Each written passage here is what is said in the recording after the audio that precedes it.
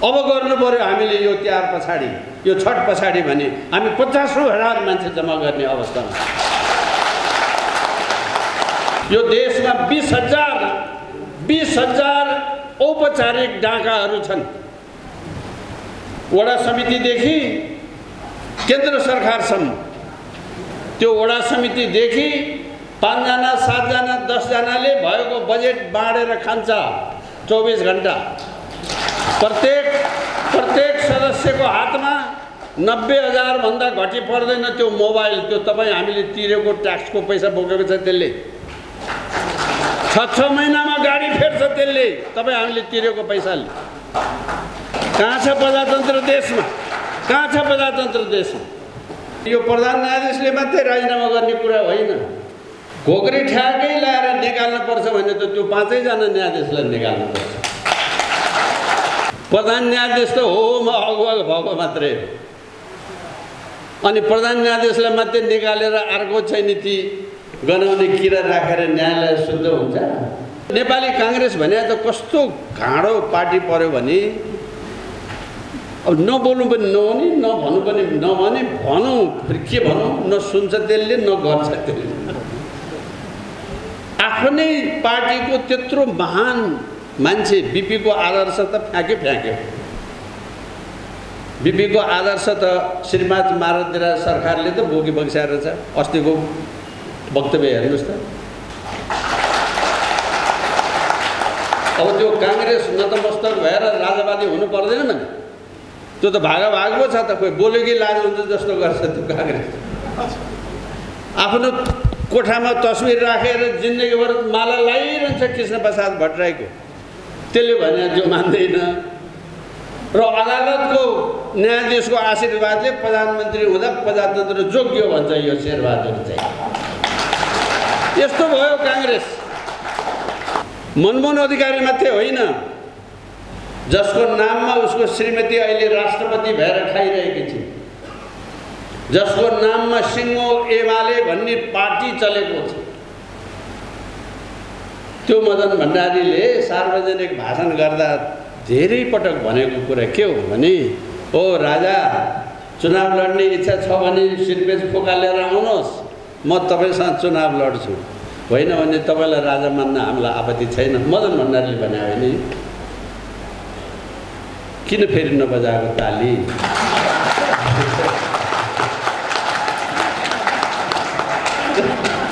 यो ताली मैले तपाईँलाई रिक्वेस्ट गरेर मागे होइन, यो एमाले भन्ने बेइमानहरूलाई सुनाउनलाई भने।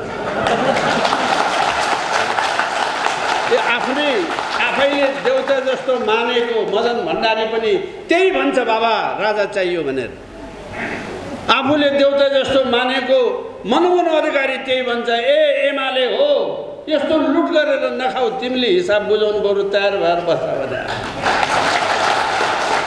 यति कुरा भन्नलाई डर मानेर राजा आउँछ भने हुँदा सर्वोच्चको न्यायाधीशले प्रधानमन्त्री नियुक्ति गर्ने दिन आइसक्यो। कहाँ छ व्यवस्था? कुनै व्यवस्थामा यस्तो हुन्छ? लोकतन्त्र भने के हो? त्यसलाई प्रजातन्त्र भन्नुहोस् या लोकतन्त्र भन्नुहोस्, जे तन्त्र भन्नुहोस्, जनतन्त्र भन्नुहोस्, कहाँ छ? मलाई नियुक्ति गरिदिएर प्रजातन्त्र जोगायो भन्छ बा यो शेरबहादुर देउवा। उसले नियुक्ति गरिदिया हुनाले प्रजातन्त्र जोगियो अरे। अदालतले उसलाई नियुक्ति नगरिदिया भए देशमा प्रजातन्त्र मासिने रहेछ। त्यस्तो गलत नियुक्ति गर्ने प्रधान न्यायाधीशको हालत हेर्नुहोस् त अहिले। नचाहिँदो कुरा गरेपछि, नचाहिँदो काम गरेपछि वा नचाहिँदो कुरामा बानी लगाएपछि अदालत जस्तो दुर्गन्ध, नाल जस्तो, भन्न घिन लाग्ने, सुन्न घिन लाग्ने अवस्था यो मुलुकमा कहिले इतिहासमा थिएन। बालवाला न्यायाधीशलाई यो न्यायाधीशले त राजीनामा गर्नै पर्छ भन्छ। कसले भन्दा राष्ट्रपतिका दसैँमा टिका लाउन जानेले, बुढा टेकेर निधार थाप्नेले त्यसो भन्छ।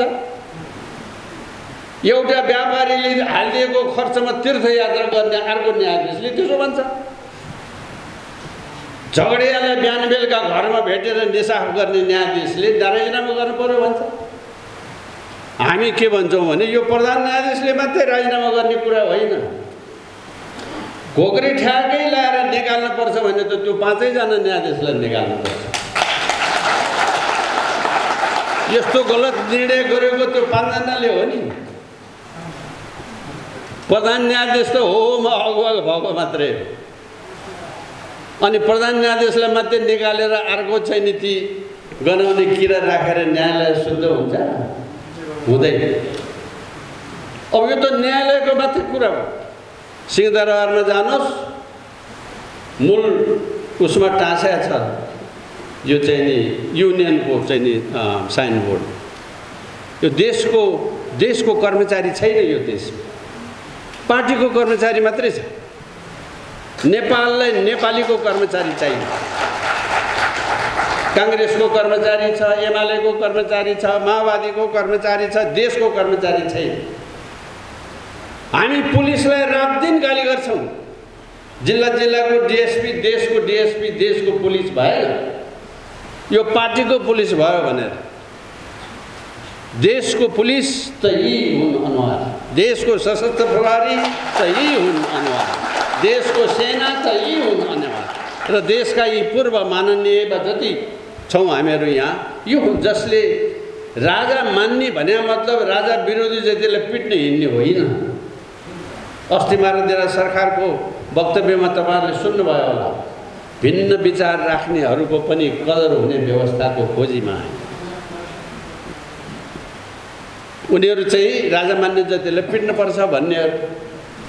कस्तो अन्यायको समाज! त्यो पिट्नुपर्छ भन्ने जतिलाई होइन, अँगालो मार्नुपर्छ भन्ने हामी चाहिँ। हामीले जति अँगालो मार्नुपर्छ भने ऊ उति पिट्दै हिँड्छ, सिस्नु लाउँदै हिँड्छ। यस्तो समाज यस्तो बेकायदाको भयो। एउटा 4 क्लासको बच्चाले पनि, तपाईँहरू सबैले 41 निरपेक्ष भनेको के हो? सामान्य प्राथमिक शिक्षा पढेको बच्चाले पनि निरपेक्षको अर्थ आफूलाई जे मन लाग्यो त्यही गर्ने वा आफ्नो सनातन धर्मले पालन गरिराखेको कुरा हो भनेर संविधानमा त्यस्तो लेख्ने त्यस्ता निरक्षर अनपढ बेइमानहरूको राज्य भयो यो। अघि सुरुकै उद्घाटनमा हाम्रो गिरिधर परियारजीले भन्नुभयो नि, अहिलेको संविधानमा मलाई हाम्रो संविधान विशेषज्ञ जुक्तिजङजीले पढाउनु भएको छ, गनेरै देखाउनु भएको छ। आजको यो 72 को संविधानमा 12 ठाउँमा यो दलित दलित दलित भन्ने शब्द छ। एक थरी नेपालीले अर्को थरी नेपालीलाई नमान्छे तिमीहरू, कुमान्छे तिमीहरू मान्छे होइन, तिमीहरू मान्छे भन्दा एक तल मुनिका भनेर संविधानमा लेखेको व्यवस्था हामीलाई मान्ने हुन्छ? हुँदैन। तपाईँहरूले बुझ्नु भएन क्या अरे, नत्र ठुलो ताली बज्नु पर्ने थियो यसमा।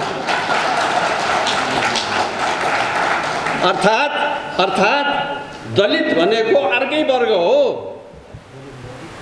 मान्छे अर्को वर्गको हुन्छ भने ऊ बेलामा राजा महेन्द्रले गैर कानुनी बनाइसकेको चिज अहिलेको संविधानमा दलित दलित दलित भनेको छ।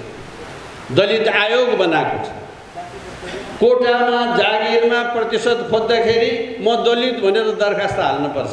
त्यसको मतलब म नमान्छे हुँ, म कुमान्छे हुँ, म मान्छे होइन भनेर दरखास्त हाल भने हो। त्यो म क्षेत्री बाहुन चाहिँ ठुलो मान्छे, अर्को ती बसेको मै सरको मभन्दा जान्ने, मभन्दा पढेको, मभन्दा संस्कारी मान्छे चाहिँ कुमान्छे हुन्छ कहीँ?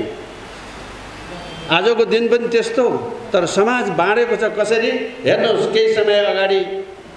केही समय अगाडि काठमाडौँमा काण्ड भयो नि, डेरा खोज्ने सिलसिलामा। डेरा खोज्न जानुपर्ने, डेरावालाले डेरा दिन्न भन्यो। किन दिन्न भन्यो भन्दाखेरि मलाई दलित भन्या हुनाले दिएन भनेर, दलित भन्या हुनाले भनेर झगडा चाहिँ गर्ने। जाहिर खान जाने बेला म दलित हुँ, मलाई विशेष कोटा ल्याऊ भनेर दरखास्त हाल्ने। यस्तो व्यवस्था यो संविधानले नेपालीलाई जुदाउन, फुटाउन, बिगार्न, मास्न बनाएको चिज। त्यसकारण हामीले सधैँ भनेका छौँ यो संविधान देशको संविधान होइन। देशको संविधान भए प्रधान न्यायाधीशले प्रधानमन्त्री नियुक्ति गर्ने व्यवस्था कहीँ हुन्छ दुनियाँमा?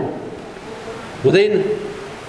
देशको संविधान भएको भए यसरी मान्छेलाई मान्छे र नमान्छे बनाउने कुरा हुन्छ। त्यसकारण हामीले हाम्रो अभियानमा यो दलित भन्ने शब्दै नराखिकन समयको अन्तरालमा पछाडि परेका, समयको अन्तरालमा उत्पीडनमा परेका वर्ग भनेर भन्ने गरेका छ। आजको दिन हिजो उत्पीडनमा परेको वर्गलाई विशेष ध्यान दिनुपर्छ भने दिने हो, पछाडि परेको क्षेत्रलाई विशेष ध्यान दिनुपर्छ दिने हो। तर जन्मको आधारमा तेरो र मेरो गर्ने दिन आजको दिन होइन। नेपालको अध्ययनको कुरा गर्दाखेरि हेर्नुहोस्, म निकै लामो समय दूर जुम्लाका गाउँहरूमा बसेको छु। एकपटक मान्छे जन्मेर, त्यो पनि बुढा विष्ट, अझ नामै लिनु पर्दाखेरि अर्काको नाम नलिउँ, विष्टहरू, कर्णाली अञ्चलको जुम्ला दूरदराजका विष्टहरू जन्मेर जीवनमा कहिले आफ्नो अनुहार ऐनामा नहेरेका विष्टहरू। बिचरा त्यो विष्टको के दोष? डाका भयो त यो विष्ट डाका भयो होला, त्यो विष्ट त भएको छैन। अब विष्ट भएर जन्मे बापत त्यो विष्टले दुःख पाउने काम गर्न पाइँदैन। मेरो भनाइ यति। आजको यो संविधानले जन्मले कसैले सुविधा पाउने, जन्मले कसैले दण्ड पाउने व्यवस्था गर्यो। यो देशको संविधान होइन भनेको कारण त्यसो भएर त हामी राष्ट्रिय शक्ति नेपाल अहिले यो खण्ड खण्डमा जो विरोधका कुरा गरिराखेका छौँ, त्यो यो संविधानको दोषको कारणले हो। प्रचण्डले यत्रो ब्रह्म लुट गर्न सकेको, बैंक लुट्न सकेको, यो व्यवस्थाले मलाई केही गर्दैन भनेर हेपेर हो। यो व्यवस्था परिवर्तन भएको भोलिपल्ट प्रचण्डजी हिसाब बुझाउन तयार हुनुहोस् भनेर हामीले सधैँ भनेका कारण त्यसो भएर हो। अहिलेसम्म त 96वटा ब्याङ्क लुटियो, खोइ त हिसाब कसैलाई थाहा छ? तपाईँको पैसा लुटियो तपाईँलाई थाहा छैन, मेरो पैसा लुटियो मैलाई थाहा छैन। मैले दुःख गरेर मेहनत गरेर कमाएको पैसा ब्याङ्कमा राखेको छु, त्यो माओवादीले लुटिदियो 96वटा। बिचरा माट साहबहरू, देशभरिका लाखभन्दा चान्चुन माट साहबहरू, सरकारी शिक्षकहरू, यहाँ 2-4जना हेडमाट साहबहरू हुनुहुन्छ। प्रत्येक शनिबारको पैसा तैँले काम नगरेर दिनको पैसा माओवादीलाई बुझा भनेर माओवादीले आदेश दियो। लुसु लुसु 10 वर्ष बुझाए बिचरा। त्यस्ता बुझाउने माट साहबहरू यहाँ थुप्रै हुनुहुन्छ। खुसीले हात उठाउनु भए उठाउनुहोस्, नभए मैले खालि साङ्केतिक कुरा मात्रै गरेँ। ऊ एकजना चाहिँ त्यहाँ हेडमाट साहब माओवादीलाई पैसा बुझाउनु, मेरो पैसा खोइ भनेर सोध्ने ताकत छ यो माट साहबलाई? किन लियोस् मेरो पैसा भनेर सोध्ने ताकत छ? केमा खर्च गरिस् मेरो पैसा सोध्ने ताकत छ? 10 लाखको खाटमा सुत्नलाई मेरो पैसा त्यो खाट किन्नलाई खर्च गरेको? केमा खर्च गरेको? त्यति सोध्ने ताकत नभएको नेपाली हुँदैन। हामीले यो ताकत बनाउने कोसिस गर्दैछ। राष्ट्रिय शक्ति नेपाल भनेको यो ताकत बनाउने कोसिस गरेको। देशभरि अनगिन्ती सहकारी लुटिए। कसको पैसा लुट्यो? तपाईँ हाम्रै पैसा लुट्यो। केमा खर्च गरे सोध्न कोही सक्दैन। त्यसकारण हामीले सधैँ भन्ने गरेका छौँ, 104 वर्षको राणाले हिसाब नबुझाएर शोक पाएन, 30 वर्षको पञ्चायतले हिसाब नबुझाएर शोक पाएन, 12 वर्षको गिरिजा प्रसादको बौद्धले हिसाब नबुझाइ शोक पाएन। यो माओवादी कुन चराको नाम हो हिसाब नबुझाएर शोक पाएन? राजनीतिमा हिसाब नबुझाएर सुख पाइँदैन। तपाईँले सामाजिक काम गर्नुभएको छ, हिसाब बुझाउनु पर्दैन। राजनीति त्यस्तो हुँदैन। समय आउँछ हिसाब बुझाउनु पर्छ। देशले हिसाब खोजेको छ। हामी खालि नचाहिँदो दोष मात्रै लाउन त पाइँदैन नि मान्छेलाई। हुँदा हुँदा अनैतिकताको पराकाष्ठा कस्तो भयो, देशको अगुवाई गर्ने पार्टीहरू कस्ता भए। मैले बारम्बार यो फेसबुकमा इन्टरभ्यूहरूमा भन्ने गरेको छु, नेपालका सन्त नेता यो नेपाली काङ्ग्रेस भने त कस्तो घाँडो पार्टी पर्यो भने अब नबोल्नु पनि नहुने नभन्नु पनि नभने भनौँ फेरि के भनौँ न सुन्छ त्यसले न गर्छ त्यसले आफ्नै पार्टीको त्यत्रो महान मान्छे बिपीको आदर्श त फ्याँक्यो बिपीको आदर्श त श्रीमान मारतीराज सरकारले त बगिसकेको छ अस्तिको वक्तव्य हेर्नुहोस् त प्रजातन्त्र नभए राज संस्था रहँदैन राज संस्था नभए प्रजातन्त्र रहँदैन नेपालको सन्दर्भमा भनेर राजाबाट जो हुकुम हो त्यो बिपीले भनेको कुरा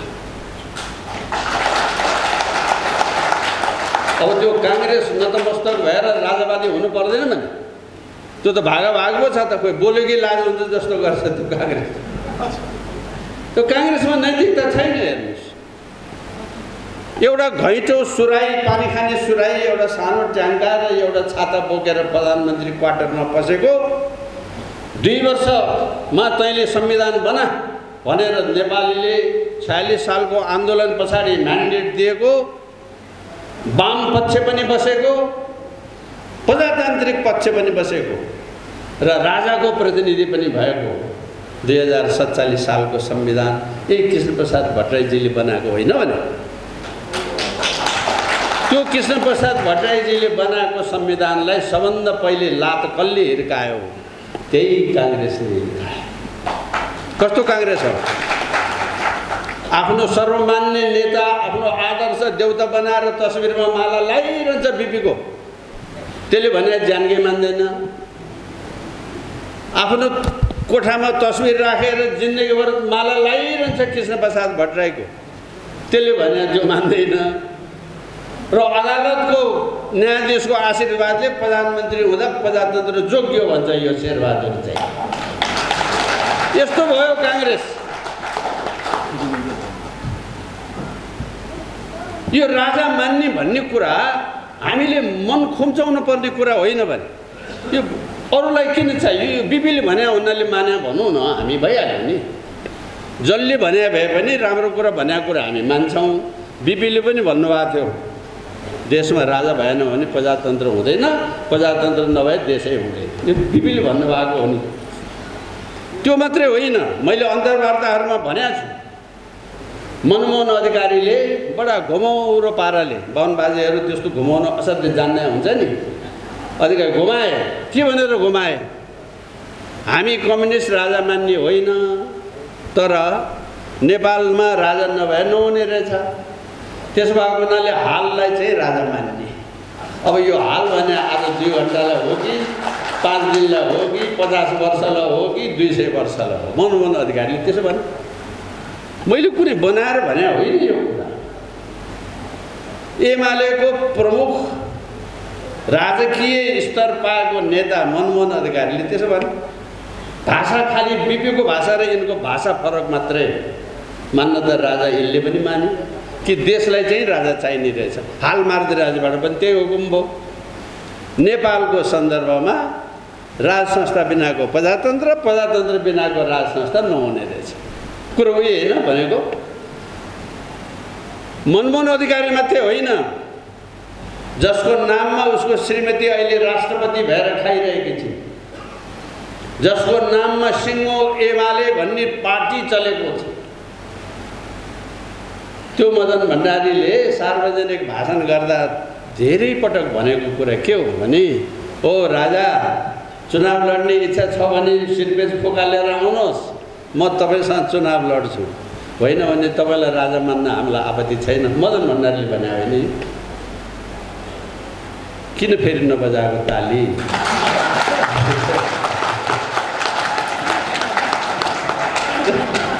यो ताली मैले तपाईँलाई रिक्वेस्ट गरेर मागे होइन यो एमाले भन्ने बेइमानहरूलाई सुनाउनलाई भने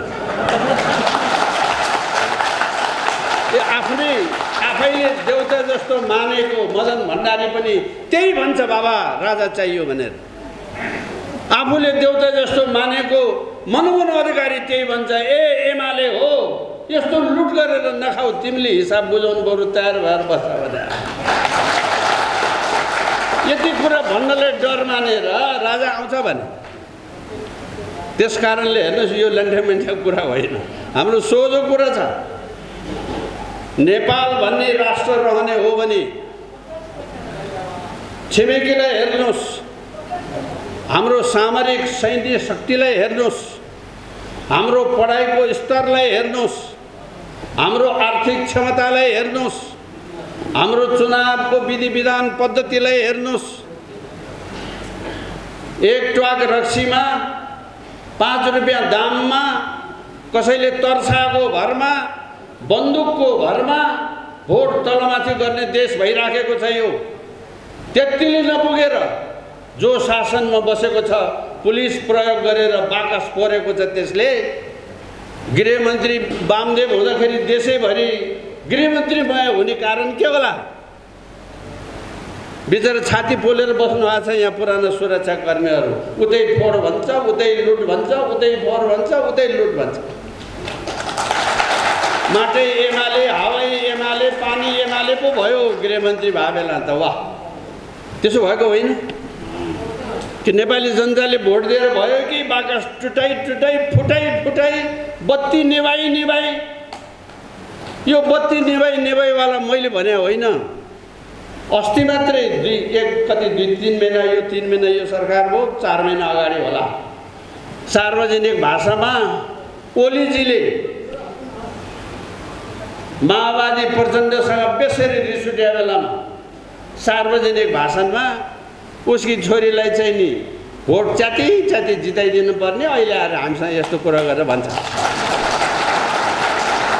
यो मैले भने होइन, म उनले भनेको कुरा मैले सम्झिया मात्रै। ओलीले प्रचण्डलाई उसको छोरीलाई भोट च्यातेर जिताएको भनेर भन्नुभएको भन्नुभएन? कहाँ छ प्रजातन्त्र देशमा? कहाँ छ प्रजातन्त्र देशमा? त सत्य वचन र सत्कर्मको राष्ट्र बनाउन, नैतिक आधारको बल प्रयोग गर्न हामीले यो व्यवस्थामा, यो संविधानमा परिवर्तन गरेन भने, संवैधानिक राज संस्था कायम भएन भने, मुलुकको पहिचान कायम भएन भने,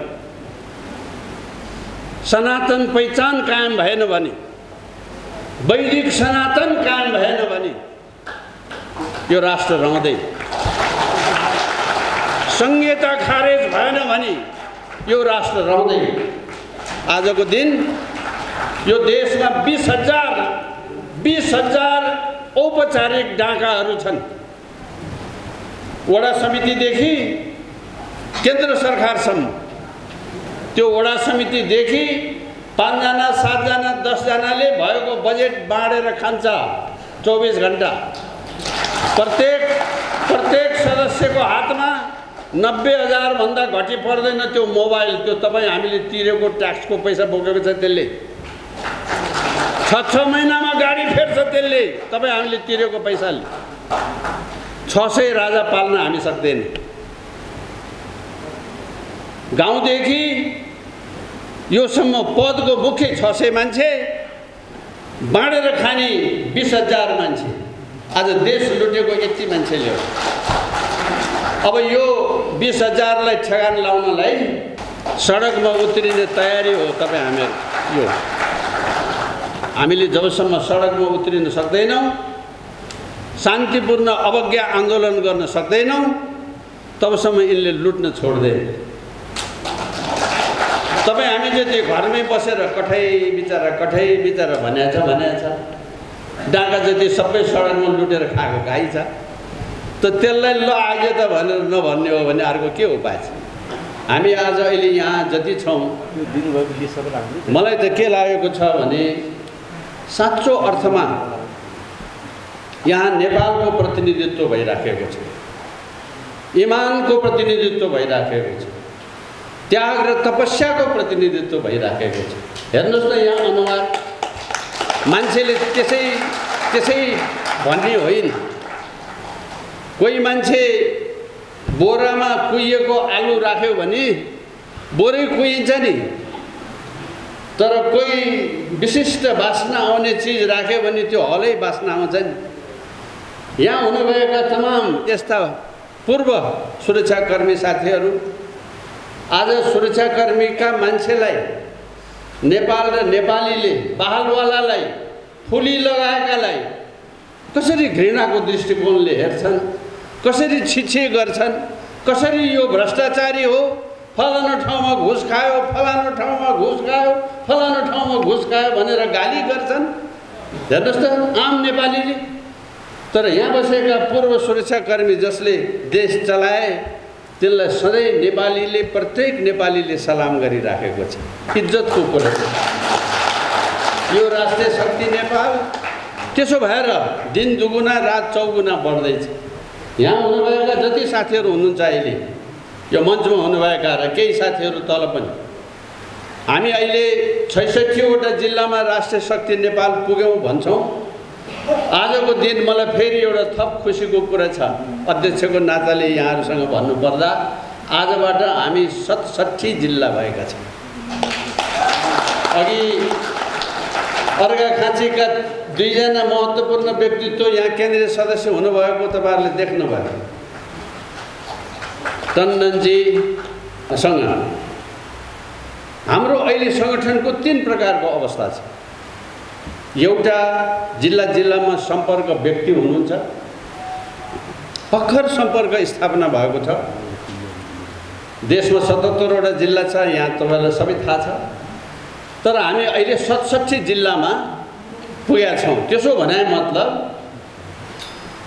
10-11वटा जिल्लामा हामी सम्पर्क व्यक्तिको रूपमा छौँ। भर्खर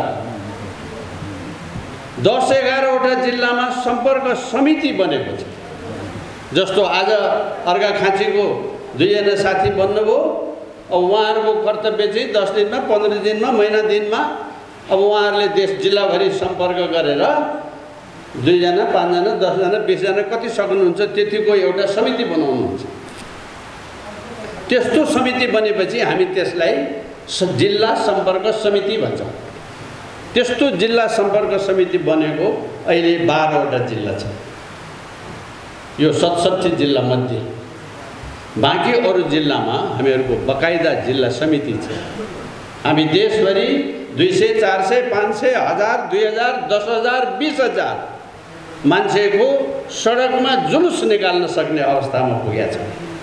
त्यसको ज्वलन्त उदाहरण अस्ति श्रावणको 4 गते, श्रावणको महिनामा कोभिडले यत्रो दुःख दिइराखेका बेलामा देशभरिबाट जोर बिजोर यातायातको परिस्थिति भइराखेका बेलामा पनि 20औं हजारको बसन्तपुर दरबारमा जुलुस निस्क्यो राष्ट्रिय शक्ति नेपालको आयोजनामा। मैले 50 वर्षको राजनीतिक जीवनमा त्यो बसन्तपुर दरबारमा अहिलेसम्म म त हिसाब राख्ने मान्छे 17 पटक आमसभा गरिसकेको छु। त्यो महादेव पार्वतीको मन्दिर मुनिदेखि लिएर 10 अवतारको त्यो चौतारो डबलीदेखि लिएर 17 पटक गरिएछ। आजको दिन राजा हटेको 15 वर्ष भइसक्दाखेरि, व्यवस्था परिवर्तन भएको 32 वर्ष भइसक्दाखेरि अस्ति गत साउन 4 गते राजाको नाम लिएर देशमा संवैधानिक राजा चाहिन्छ भनेर गरेको आमसभा बसन्तपुर डबली टनाटन भएको छ। हो कि होइन? तपाईँहरू सबै सहभागी हुनु। राजाको नाम लियो भने मार्छन् कि क्या, कुट्छन् कि क्या भनेर डराएर हिँड्ने बेलामा सबभन्दा धेरै नाम राजाको मैले लिएको। अहिले मलाई लखटे भन्छ एकखेर अर्को पार्टीका मान्छेहरू। अब कसले धेरै नाम लियो, कसले थोरै नाम लियो, त्यो कथा नेपाली जनताले पछि गर्दै गर्ला। तर आजको दिन यो देशमा व्यवस्था परिवर्तनको लागि नेपाली जनताले 24 घण्टा उसलाई हुटहुटी भइराखेको छ। हो त्यसको अगुवाई राष्ट्रिय शक्ति नेपालले गर्दैछ। हामीले अहिलेसम्म 40वटा जिल्लामा साना ठुला 100-125 देखि 200, 400, 500 देखि चाहे मारदिरा सरकारको जन्मोत्सवको बहाना पारेर होस्, चाहे एमसीसीको विरुद्धको बहाना पारेर होस्, चाहे महँगी वा अरू किसिमको शान्ति सुरक्षाको विषयलाई लिएर होस्, 40वटा भन्दा बढ्ता सभा हामीले गरिसक्यौँ। अब अरू पनि केही साथीहरूले आफ्नो आफ्नो तौर तरिकाले गरिराखेकै छन्। अब यो सबै समय परिस्थितिले एक ठाउँमा आएर यो व्यवस्थाको परिवर्तन, यो नामको व्यवस्थाको परिवर्तन, यथार्थमा त व्यवस्थै छैन अहिले, तपाईहरु सबैलाई थाहा छ। त्यसकारण यो राष्ट्रिय शक्ति नेपालले आफूलाई संगठित गर्ने क्रममा देशका जति पनि इमानदार, यो राष्ट्रलाई माया गर्ने, पृथ्वीनारायण शाहले अगुवाई गरेर यत्रो राष्ट्र जोगाएको, तपाईँ हामी सबैको पिता पुर्खाको रगत पसिना परेको, हाम्रो संस्कृति रीतिरिवाजहरूको यत्रो ठुल्ठुलो वैभवशाली इतिहास बनेको, विश्वको अगाडि स्वर्गको रूपमा चिनिएको यो मुलुक आज नर्क जस्तो बनाएर हामी जानु पर्दाखेरि योभन्दा ठुलो पीडाहरू के हो?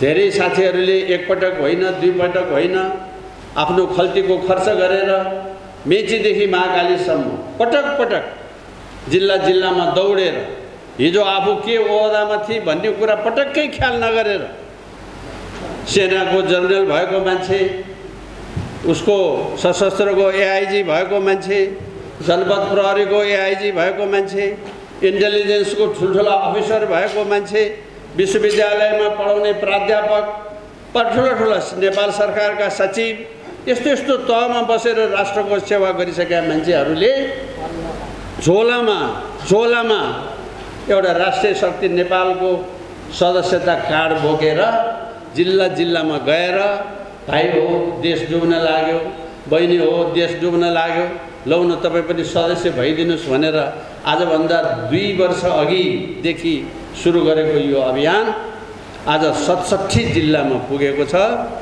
214 भन्दै थिएँ म अस्तिसम्म, आज त कतिजना केन्द्रीय सदस्य थपिनुभयो, कमसेकम 10-11 जना त थपिया जस्तो लाग्छ मलाई। त 225-26 जना केन्द्रीय अभियन्ता हुनुभयो। 67 जिल्लामा जिल्लाका अभियन्ताहरू थपिनुभयो। जनवर्गीय सङ्गठनहरू बन्दै आएको छ, बनिराखेको छ। युवाले देशभरि सङ्गठन विस्तार गरेको छ, महिलाले त्यही काम सुरु गरेको छ। आफ्नो आफ्नो पेसामा लागेर तलदेखि माथिसम्म किसिम किसिमको र्याङ्कमा बसेर काम गरेकोहरूले यत्रो मैत्रीभाव भातृभाव कायम राखेर जो सङ्गठन विस्तार गर्नुभएको छ। हाम्रो प्रत्येक पटकको सडकको अभियानमा यो कुरा देखिएको छ। पोहोर साल मङ्सिरमा हामीले माइती घरमा एउटा ठुलो जुलुस गऱ्यौँ। झन्डै 6-7 हजार जति मान्छे हुनुहुन्थ्यो। हामीलाई त्यो ठुलो लाग्यो, धेरै ठुलो लाग्यो। बाफरे कति होला भनेर हामीलाई यसो डर लागेको थियो। 6-7 हजार मान्छे भए बा भनेर हामीलाई बडो ठुलो उत्साह भयो। अस्ति साउन 4 गते 20,000 मान्छे भयो। अब भन्नुहोस् हाम्रो छाती कति ठुलो भयो? अब गर्नु पर्यो हामीले यो तिहार पछाडि, यो छठ पछाडि भने हामी 50,000 मान्छे जम्मा गर्ने अवस्थामा। दूरमा उहाँ दार्चुलादेखि लिएर बैतडीदेखि लिएर त्यसमा चाहिँ साथीहरू यत्रो दुर्गममा बाटो। अहिले आजको दिन मलाई तपाईँहरूलाई भन्नु पनि छ, सुदूरपश्चिममा आएको यो बेमौसमी अकस्मात बाढी पहिरोले गर्दाखेरि सुदूरपश्चिम र कर्णाली क्षेत्रको साथीहरू यहाँ उति उपस्थित हुन सक्नु भएन। जो यहीँ काठमाडौँमा हुनुहुन्थ्यो उहाँहरू चाहिँ यहाँ हुनुहुन्छ, तर वहाँबाट जो आउनुपर्ने साथीहरू थियो त्यो उहाँहरू आइपुग्न सक्नु भएन। आउने बाटै छैन, गाडी चलेकै छैन, पुलै छैन। तपाईँलाई थाहा छँदैछ, खेत सबै डुबेको छ। अझै एक मुठा भैँसियाले चाहिँ धान उठाएर सुकाएर खाने जोहो गर्नु परेको छ। त्यो क्षेत्रलाई बडो ठुलो दुःख भइराखेको छ। त्यसकारण त्यो भेगको साथीहरू धेरै यहाँ आइपुग्नु भएको छैन। तर त्यो छठ पछाडिबाट अब हामी जो आन्दोलनको तयारी जो गर्दैछौँ त्यसमा तपाईँहरूको आँट भरियोस्, तपाईँहरूको जाँगर बढोस्, तपाईँहरूको जोस भरियोस् भनेर हामीले यो प्रयत्न गर्यौँ। अहिले तपाईँहरूलाई थाहा छ यहाँ हामी यही कार्यक्रम आज र भोलि गर्दाखेरि पनि आफैले खाएको रोटीको पैसा आफैले तिर्ने जस्तो तपाईँहरूसँग 500 रुपियाँ उठाएर यो काम गरेका छौँ। हामी कोही कालाबजारिया वा कोही कालाबजारिया धन्दाबाट वा कहीँबाट चाहिँ पैसाको कुम्लो बोकेर यो काम गरेको होइन। अहिलेसम्म हामीले जति गऱ्यौँ, साथीभाइहरूले हामीलाई कति सघाए भन्ने कुरा अहिले अर्थ विभागको साथीले यहाँ प्रतिवेदन दिनुहुन्छ। तपाईँहरूलाई सुन्दै आश्चर्य लाग्छ। अब बोलिसके हुनाले एउटा अमाउन्ट चाहिँ म भनिदिइहालौँ। आजसम्म हामीले गरेको यत्रो विधि काम हामीलाई व्यक्ति समय समेत रेकर्डमा छ हाम्रो। फलानु बेलामा फलानु व्यक्तिले यति पैसा सघाउनु भयो। त्यस्तो प्रशस्त जिब्रो काट्ने तहको पैसाको सहयोग भएको छ। जनतालाई यसरी छाती पोलेको छ।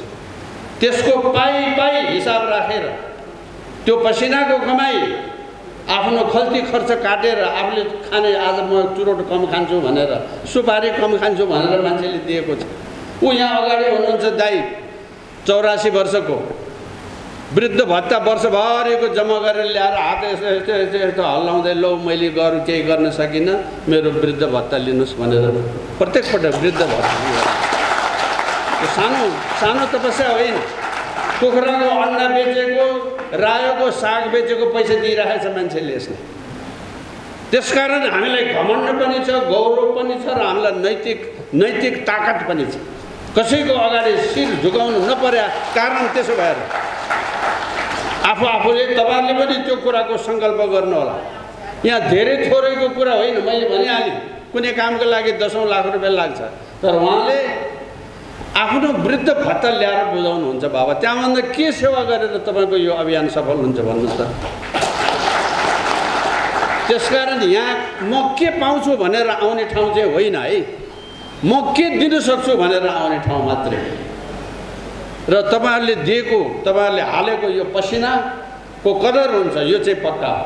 मलाई आज विशेष खुसी छ, राष्ट्रिय प्रजातन्त्र पार्टीको उहाँ अधिवेशन हो के भन्दैछन्। राष्ट्रिय प्रजातन्त्र पार्टीका केन्द्रीय सदस्यहरू आज हामीका धमाधम केन्द्रीय सदस्य भइरहनु भएको छ। यो सबैभन्दा पछि आउने चाहिँ सबभन्दा पछि आउने चाहिँ यहाँ 2-3 पटक नाम लिनुभयो क्या अरे, त्यो इन्दिरा बहिनी आइपुग्नु भएन। मलाई चस्स लाग्यो, लो भड्काएछन् कि क्या हो फेरि भने। बिचरा हस्याङ फस्याङ गर्दै उहाँ बाटोमा अड्केर पसिना गर्दै आइपुग्नु। इन्दु आचार्यको कुरा गरेँ है। त यस्तो मान्छेको भावना पोखिएको चिज हो यो। मेरो मनमा पापै उठ्यो होला। 2 पटक यहाँ नाम बोलाउँदाखेरि नआउनु भएपछि मलाई भित्र मनमा चिसो पस्यो, ल कसले भड्कायो कि क्या हो भने। तर त्यस्तो होइन, मान्छेको तपस्या भने यस्तो कुरा। एकपटक इन्दु बहिनी कता हुनुहुन्छ कि गइसक्नु? त्यहाँ उठ्नु, ल त्यहाँ हुनुहुन्छ, धन्यवाद है। एउटा मैले भने तपाईँ हामी सबै त्यस्तै हो है। मैले अहिलेको सन्दर्भ पर्या हुनाले त्यस्तो भने, यहाँ हुनुभएका सबै साथीहरू त्यस्तो हो। सबैले त्यही किसिमको त्याग र तपस्याले गर्दा आज हामी यहाँ यसरी यति जुटेको। नत्र किन आइरहे? म के आउँछु भने भोलि यहाँ सरकार बन्छ कि भन्ने पनि छैन, सरकारमा यो यसो हुन्छ कि भन्ने पनि छैन, म मन्त्री हुन्छु कि भन्ने पनि छैन। किन आउने मान्छे यहाँ? त यो देशले पोलेर, माटोले पोलेर, आमा बिरामी भएको देख्न नसकेर, मुलुक जाला कि भन्ने पीरले यो काम गरे। तपाईँहरू सबैलाई मुरी धन्यवाद छ। म एकजनाले त के कुरा, तपाईँहरूको यो सेवा देशले कहिले बिर्सन सक्दैन। तपाईँहरूलाई मुरी धन्यवाद छ। यहाँ बसे बापत, यसमा सेवा गरे बापत तपाईँहरूलाई धर्मको नाममा पनि आशीर्वाद हुन्छ, मुलुकको नाममा पनि आशीर्वाद हुन्छ। हामी यहाँ कहिले पनि ठुलो सानोको हिसाब किताब गरेका छैन। अहिले कामको जिम्मेवारीको सन्दर्भले एकथरी साथी यहाँ मञ्चमा हुनुहुन्छ, उत्तिकै महत्त्वपूर्ण साथीहरू यहाँ टन्नै हुनुहुन्छ। विभिन्न पेसाका साथीहरू हुनुहुन्छ। युवा हुनुभएको साथीहरू साना, यहाँ हुनुभएका साथीहरू ठुला, यो होइन। हामी कहाँ त्यस्तो चलन छैन। तपाईँहरूको जानकारीको लागि भनौँ, हामी कहाँ यहाँ ओहदाको ऱ्याङ्क एन्ड फाइलै छैन। हामी वर्णानुक्रम अनुसार नाम लेख्छ। त्यसो भएको हुनाले जे गरिराख्नु भएको छ, मैले सुरुमा अनुरोध गरेँ, यो 2 दिन राष्ट्रको नाममा समर्पण गरौँ। जीवन यत्रो भयो, यही देशको हावापानी माटोले हामीलाई यत्रो बनायो।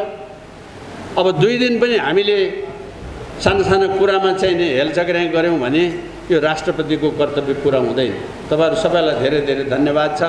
आज लाइभ गरिदिनु हुने टेलिभिजनलाई मेरो मुरी धन्यवाद छ। उपस्थित अरू सबै साथीहरूलाई पनि धन्यवाद छ।